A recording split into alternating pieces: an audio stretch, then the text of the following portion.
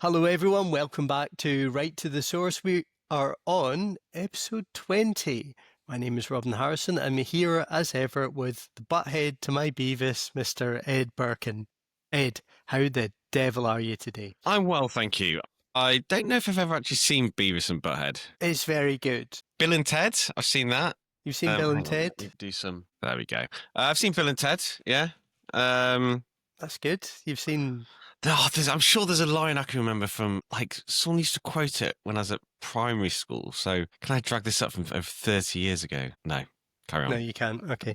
Well, you'll just have to wait to find out what Ed was thinking. Midway through the episode, I wouldn't bet against him suddenly kind of shouting out what he actually thought. It was something like, what's that? Oh, it's a present. But you're not my girlfriend. It doesn't mean I can't buy you a present. Yes, it does. What is it? It's a gun rack. A gun rack. A gun rack. I don't even own a gun, let alone many guns to necessitate an entire rack. What would I use with a gun rack? I think it was something like that. Okay. I mean, the start of this episode's gone terribly. Let's improve it with some... Well, let's give a roundup of the sports of the week. Oh, yeah, let's find out. I've got a question for you. Okay. So, Sheffield Wednesday won, 3 points on the board. Excellent.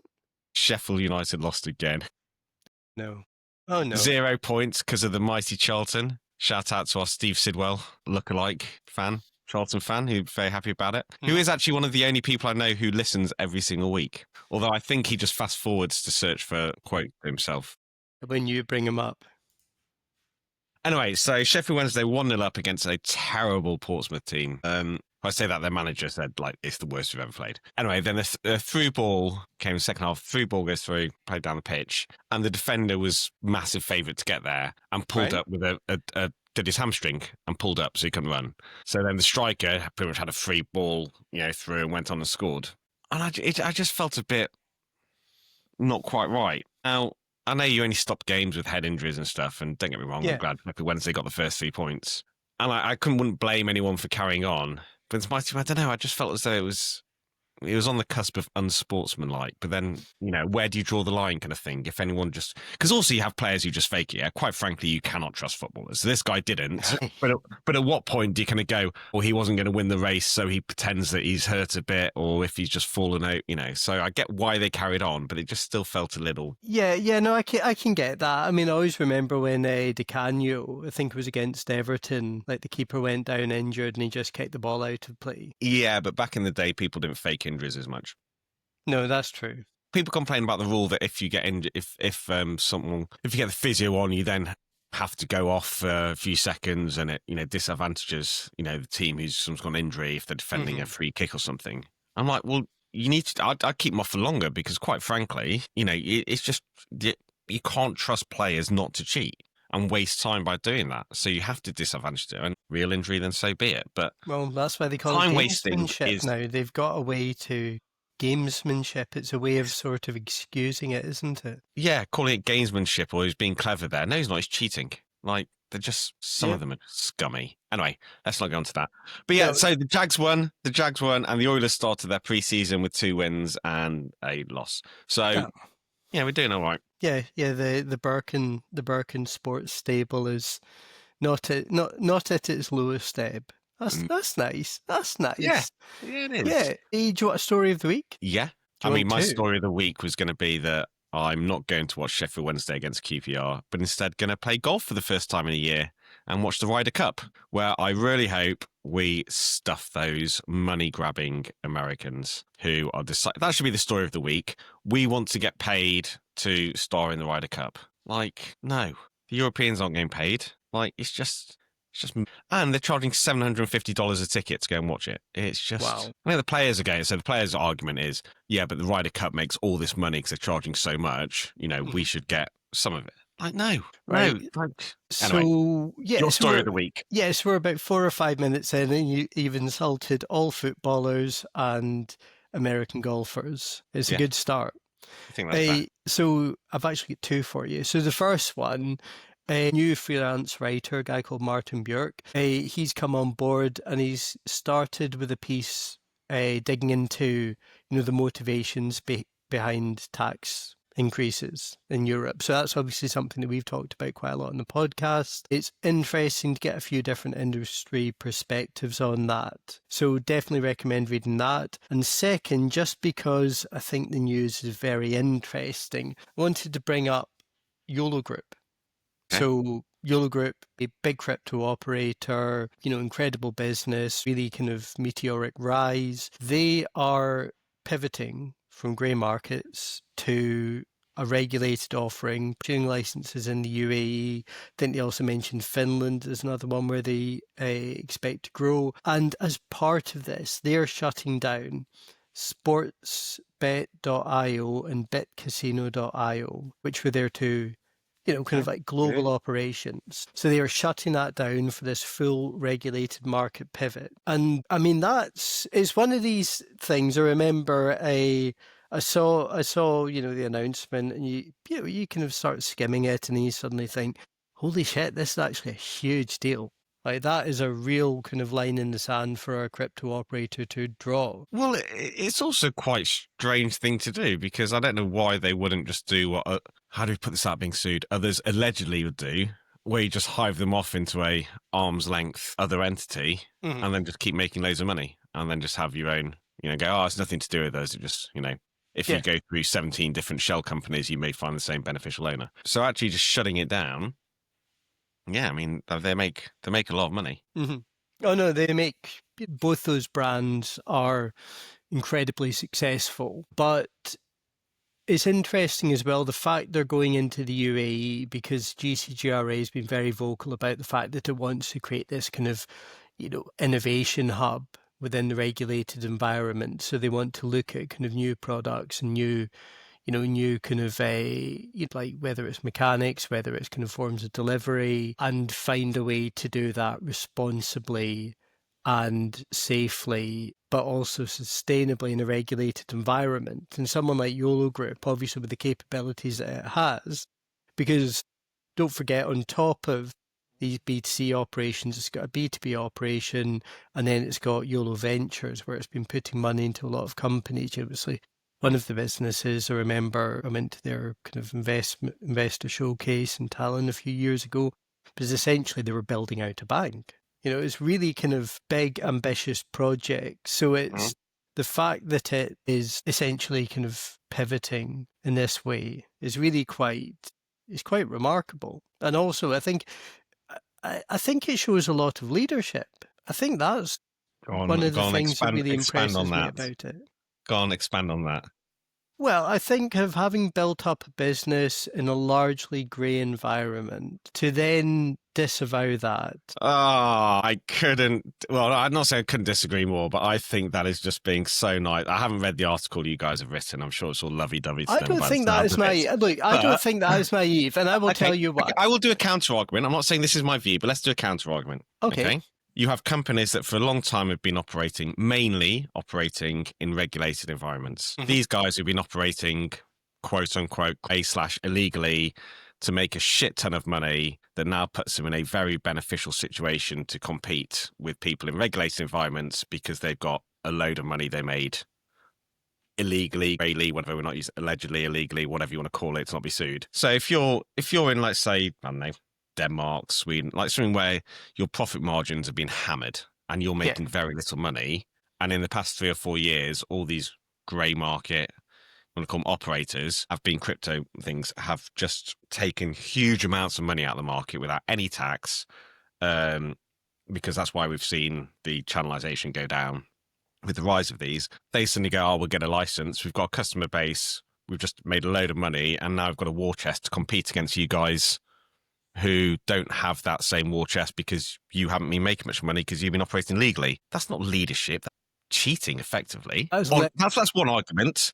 I get literally how every phase of the industry develops. You think about online coming up. Online was essentially grey, if not black, and then the companies pivoted to regulated markets. Yeah, when they it was grey, and then when they regulate. So if let's say you're doing some purer one, they operate from Malta to Gibraltar, wherever, and then let's say now Finland regulates, so then they go, okay, we'll get a Finnish market, or France regulates, we'll get a French license and do that.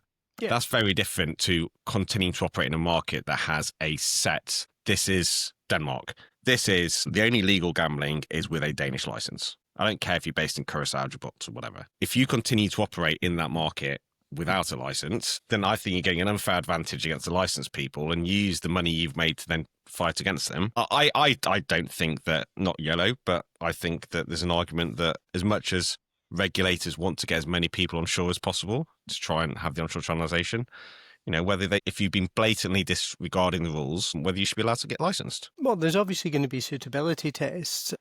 But this is literally what happens. Land-based operators said this about the online operators back in the day. The new entrants into US sports betting said this about the legacy DFS operators. This is how they didn't do anything wrong. The DFS, well, I suppose it goes back into sweepstakes. That's the whole thing we've covered before. Let's not kick that hornet's nest again. I suppose the flip argument is like, let's say something in Peru or Chile, is it like Chile will argue that it is black and white illegal now because there's no licensing framework, but it just should be polished Chilena. So I know you can get down, but I'm saying there is an argument. I'm not saying I'm going down that one, but as a counter argument to you saying it's leadership and admirable, I'm like, you could argue it's actually the complete opposite way around. It's just cheating. So it's probably somewhere in the middle, but I wouldn't say fair play to them. They're turning off a lot of free money, quite frankly.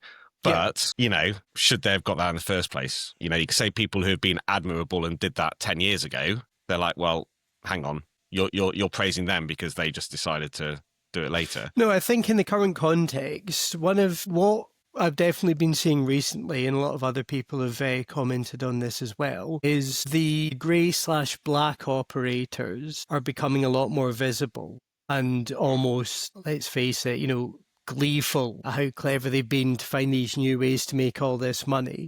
And essentially, it's the old industry cycle going again. These companies will rise up, there'll be a regulatory crackdown, they will have to pivot. YOLO hasn't waited for that inflection point where there's a crackdown. It's moved ahead of that. So two things out of that. First of all, you could say it's altruistic. Second of all, you could say it's farsighted. I'd say it's probably more farsighted, which suggests there's some either indication or awareness that these crackdowns will happen. If you think about the poker sites in the US, there was I won't name them. I don't know why I won't name them, but whatever. One of them, you felt that when the indictments were unsealed, it was a case of saying, well, we knew this day would come. What do we need to do to make this right? Whereas the other one just went into chaos and collapsed. I mean, everyone knows. So PokerStars the first one and Full Tilt's the second. Yeah. PokerStars just then effectively bought Full Tilt just to appease the DOJ. And so people got their money back and just got them to sign off. Well, look, there's someone at Party Gaming a long time ago. He's no longer there. So I could say this, nothing to do with the current management or their view. One person's view that was probably widely held, who said their biggest mistake was leaving the US in 2006 because they could just carried on and made all the money, and suddenly they just became this pretty small fish from having been a market leader because they adhered to the regulations. Now, you could argue in the US it's different because poker's never been proven to be illegal and they actually just got done through miscoding of transactions and blah, blah, blah. However, I mean, it just goes to show, as much as we're both proponents of onshore market and channelization, etc., more money is to be made by being an illegal operator. And if you were setting up a website now, why would you get licensed in many places? Yeah. That's not an IGB thing, it's not an H2 thing. That is just looking at the state of the market and the conditions under which the licensees are expected to regulate. I mean, Stake, they announced last year 4.7 billion. I mean, how much of that was regulated? I know they're now starting to get regulated, etc. But it's a lot easier to start, if you're a startup trying to raise some money and go into a regulated market, it's tough. Yeah. If you're already making $4.7 billion of GGR, that's the number they announced themselves. Of course they've got an advantage. Yeah. And they've got an advantage because they're getting it from markets that they're not regulated in. But you know what? We'll call it. We will go, well done, you guys. This is so altruistic of you, and you're showing great leadership in the industry. Well done. Such cynicism.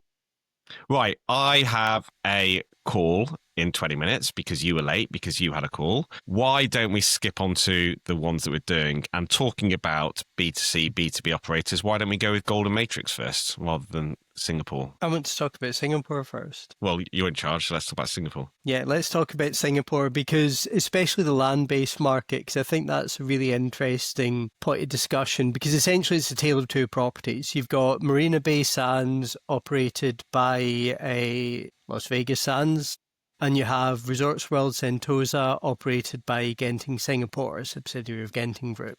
One of them is performing very well, has hit 500 million visitors since opening, and has had its license extended for the full length of the term. The other one is struggling, quite frankly. For the first time ever, a property didn't get the full 3-year license. It was only given 2 because of weak performance in the wake of COVID. So I think it was, I can't remember the exact wording, but I think in the CRA, Casino Regulatory Authorities assessment, it was in need of great improvement. Both are investing. There's development work going on at Marina Bay Sands. Resorts World Sentosa is building a theme park. It's going to have something called Minion World. Minions. You look a bit like a minion. I don't look like a What the fuck? Yes, you do. How do I look like a minion? If a minion had a beard and glasses, it's like the little shiny head. Minions Yeah. You look like a little minion. Yeah. I mean, that's maybe doing a disservice to minions, but yeah. I think it's doing a can see disservice to me. No, I can see you look like a minion. I'll find some names of the minions for the next episode. Okay. But yeah. Okay, let's put this into context then. The size of the market. So Singapore, you've got a bit of betting monopoly with Singapore Pools, who also have the lottery, and then you've got gaming. So you've got these 2 integrated resorts, and then you have some slots in gaming clubs. Yeah. More locals. So gaming market, so for 2 integrated resorts was 5.7 billion Singapore dollars, $4 billion US dollars in 2024, which was up 24% on the pre-COVID level. That is impressive growth. And this year, we're expected to get up to 6.4 billion, so just under $5 billion. So you've got 2 properties making $5 billion US dollars of gaming revenue between them. I mean, that's not shabby. But as you said, if you look at in 2024, Genting accounted for 30% of gaming revenues, but it was 36% in 2019. Wow. So this 24% market growth, that's been driven purely by Sands. So Sands is up 34% to 4 billion Singapore dollars. And over the same period, Genting's up 5% to 1.7 billion. So it really has just been completely one-sided in terms of what's happened since COVID. Hence, what you're talking about with the licensing. But they are both, they're both expanding. So Genting has 5 hotels, over 1,600 rooms, and got provisional permission to build another 700 on top of that. That is huge growth they're putting in. Oh, it's fast. They're also building an aquarium. I think they've got a water park and Minion World. And I'm still amazed that you know what minions are. Yeah, they're the little funny, yellow things. One of them's got glasses, or they're like goggles, don't they? I'm thinking of Munchkins. I'm sure I could find a minion that looks just like you. No, so you don't even know what a minion is. No, I was thinking of Munchkins. I was thinking of the, like the Lollipop Guild in the Wizard of Oz. What? I don't really know what a Munchkin is. Well, no, I mean, it looks... What? Who's Munchkins? They are from Wizard of Oz. Yeah. To be honest, you don't look too dissimilar to a Munchkin either. Oh my God. Yeah. This feels like karmic retribution for all the times they said you look like Donnie Wahlberg, isn't it? I'd take Donnie Wahlberg all day long, quite frankly. In fact, I'm into, season 9 of Blue Bloods at the moment. Anyway, we're going off track. So yes, you're like a Munchkin and a Minion. Las Vegas Sands are smashing it in Singapore. It's still a huge market. Resorts World's not doing as well, but are massively expanding all of their non-gaming offering, which should, you'd assume, help with the gaming revenue. So we're forecasting the market to continue to grow well. Okay. And then what about the Singapore pools? Because that's essentially a de facto sports betting monopoly. Is that fair to say? Or pool betting? Betting, yeah. So betting. their lottery is 2.7 billion Singapore dollars. So whatever that is, a bit of 2 billion US dollars. So decent size. And their monopoly on betting is about 460 million Singapore dollars, and that's predominantly football. Now, what happened last year? They ceased horse racing operations in Singapore. So the final race was held on the 5th of October, and they're redeveloping that because the land value is just worth a lot more than that. Now, it's my understanding they are continuing to offer horse race betting, just not the track in Singapore. So the scale of that will diminish. So next year we have football at over 80% of the market. And there's a very little bit on motorsports, so probably F1 because they have the F1 Grand Prix. But it's pretty much, as you say, a football betting market. Now, I know they're looking, well, I don't know they're looking at, but I assume, because I know that other monopolies in that area are looking at trying to expand the sports. So it's like a couple of extra like basketball and things like that, whether that would help. But at the end of the day, there is just going to be a huge illegal offering that is very difficult to compete against. But maybe the owners of some of these businesses will show market leadership and be very altruistic and decide to come on shore at some point and close down their illegal offering, and we should tell them how amazing they are. I'm not telling them how amazing they are. I'm just saying I think it does show some leadership. But you mentioned a big illegal market there. I mean, what's the onshore-offshore split for Singapore? It's difficult. So if we look at kind of the visible kind of grey bit, it's well over kind of 2/3 as being offshore. However, problem is, and I'm still unsure exactly how to do this analysis to be a really kind of data-driven thing you can track on. A lot of it is, again, just done with cash transaction. So you may be doing the actual betting online, but it's all kind of cash. A bit so like an US, agent. Book is, yeah. And so when you're looking at web traffic, affiliates, all of that, you can capture some of it, but not anywhere near what the true black illegal market is. So, kind of take a guess really. So that's the issue with our legal market Asian numbers is you can track the likes of us. Not saying they would be there, but the sportsbet.io or something like that, or some of the crypto ones, what they're doing, but you can't. The big activity with agents and stuff like that is so hard to do. Golden Matrix. So yes. So you've got it down. Them. Yeah, well, you've got it down as a supplier. Last year they acquired Meridian Bet, so that's a 300 million deal. That takes them into B2C operations, so you need to update your systems to reflect this. Do you have a category for hybrid businesses? We don't, and so we just can decide which is their main part of their business. And to be honest, since they acquired Meridian Bet, I will acknowledge that now that 90% of their revenues comes from B2C, they probably should be moved across to the operator category. Thank you. Yeah. I'm not saying we're going to do that. I'm just saying they should do. Okay. Oh, that's good. It's good you acknowledge it, but as long as there isn't, no follow-ups on that. Yeah. So Meridian Bet, it's nice that people are honest, I think, Yeah. So Meridian Bet is an interesting one because it's one of these businesses, like talking to some of the management last year, you don't really realise the scale of it. Like it's active in Peru, it's active in Eastern Europe, it's active in Africa. But what is interesting about that is it's another Eastern European business that started out in, brick and mortar kind of retail betting kiosk shops and is now expanding online. Maybe not to the same scale as a Superbet or someone like that, but it is more evidence of these companies using their in-person platform or foundation to build an online business.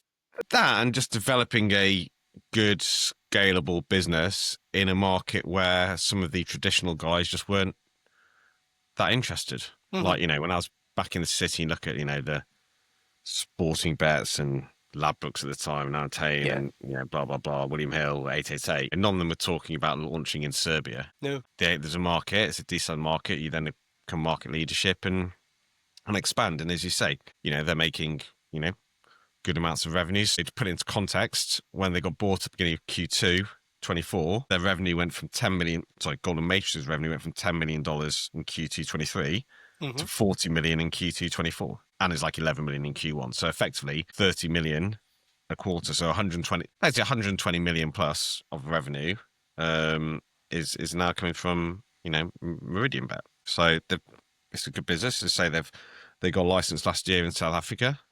They've got one this year in Nigeria. I think they're also licensed in Peru.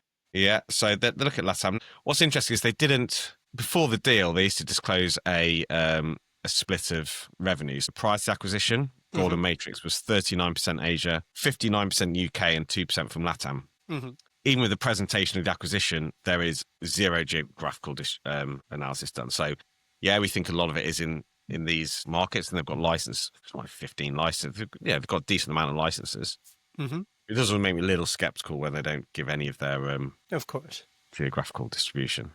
So that, yeah, Meridian Bet is I say they're looking to scale. I say Latam and Africa, I think, are things that they're looking at, and they've got the Eastern Europe as their traditional powerhouse. So, I mean, we've talked about before, if you look at the likes of Superbet and stuff, there are a number of these Eastern European businesses that come from very small, gone online, and, are in a strong position to kind of take on the traditional big operators. Yeah, as I said It's earlier. an interesting one that Golden What? Matrix bought it. Well, I wouldn't have had Golden Matrix down as a natural buyer, to be honest. No, but these combinations occasionally work. I'm not saying it's not going to. I think it is interesting, the nature of that business, because obviously that Golden Matrix business, I think it was a platform. I think they had maybe an aggregator.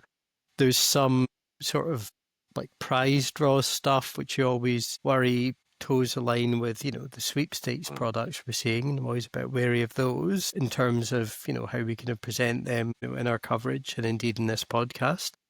But maybe that's part of the reason behind this. I mean, like, just the example that jumps to mind here is someone like Amaya. They bought a load of, I think the good way to put this would be past their peak supply side businesses. So I'm thinking like Cryptologic, people like that. They acquired these businesses, they built up operations revenue, and then they used that to make a pivot. In their case, it was obviously acquiring PokerStars. So it could be a similar approach. Yeah. Right, let's look at what we're doing next week, because... Yes. Well, no, we are doing nothing remembering. next week. Okay. Because we will hold next week's episode so we can turn 20. Okay. In that case, are we going to do something for G2E? As in, are we going to do a country and a thing, or are we just going to ad lib? Let's ad lib. Let's talk about Nevada. We'll Okay. talk about the Nevada market. Okay. All right. Let's do that. Done. Nice and easy. Okay. Well, on that note, we will let you go. It has been an absolute pleasure as ever to speak to Miss Red Birkin. I'm not sure where I'm going with this outro, but I'm just going to persevere.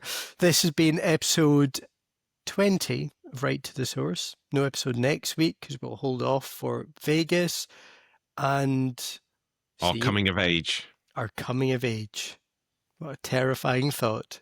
Come a long way from a studio in Brazil. Well, I think we peaked in our first episode and then I was going to say, looking at my office and your dining room, I think that the studio in Brazil was probably the peak, episode 1.